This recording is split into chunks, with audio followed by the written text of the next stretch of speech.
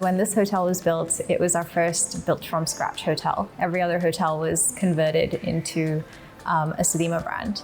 And so when we built this hotel in, I think it was 2011, the idea behind it was to be as green as possible. So it's built in a north-south facing orientation. There's permeable pavement, there's rainwater harvesting tanks, there's a whole bunch of green initiatives that have been built from the ground up in this hotel. And because of that, it's really changed the culture and the outlook of the hotel. So it was really our first hotel where we were thinking about sustainability. And since then, it's kind of been ingrained into the way that we operate as a business.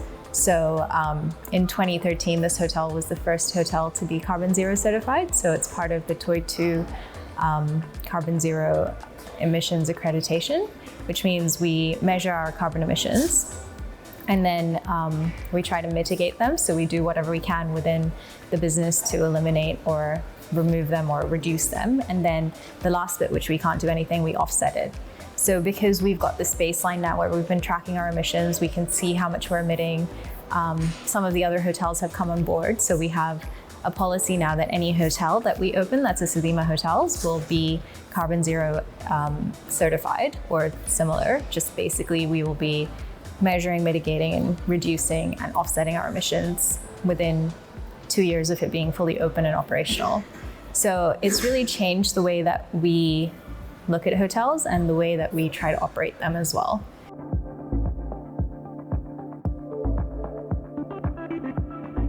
The solar panels are important for making sure that we're reducing our emissions. So when we look at the hotel, we have a lot of roof space and we were looking at what we can do to help reduce the emissions, and we found that solar panels was a good viable option. And I think at this point, it's also economically feasible. So as a business, we were like, what impact is it going to make to us for our emissions, for our brand and reputation as well? Because if we are touting a lot of green initiatives and saying that we're really green, we have to be leading that as well. So we partnered with a company to install the solar panels, and that's going to reduce the electricity from the grid by about 20% in total and 40% of our daytime load.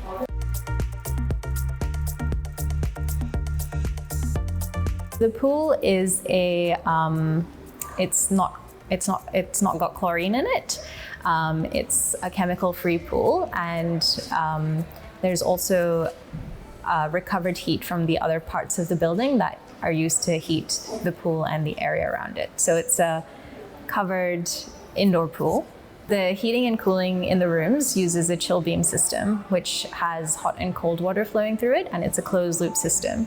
So the idea is that there's like a pipe with hot water and a pipe with cold water, and there's a fan behind it. But it just means that the user experience that the guest has is far more like a comfortable experience with less noise and less of that horrible icky, like overheated feeling. And also it's supposed to be more efficient in the way that it runs for the whole entire life cycle of the heating and cooling. So instead of having a small AC in every single room, we have this centralized system which runs more efficiently and uses less refrigerants as well.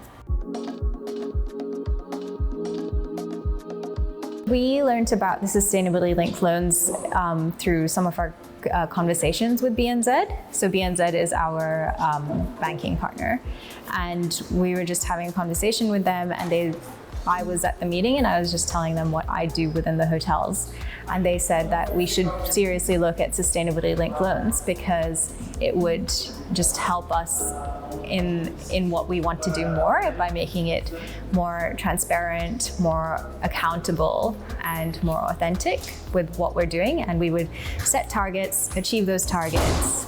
$100 million is quite a lot of money. Yeah, so $100 million is the general loan, and the way that the funding structure works means that we get a slight discount on the interest rate that's associated with that if we achieve our targets.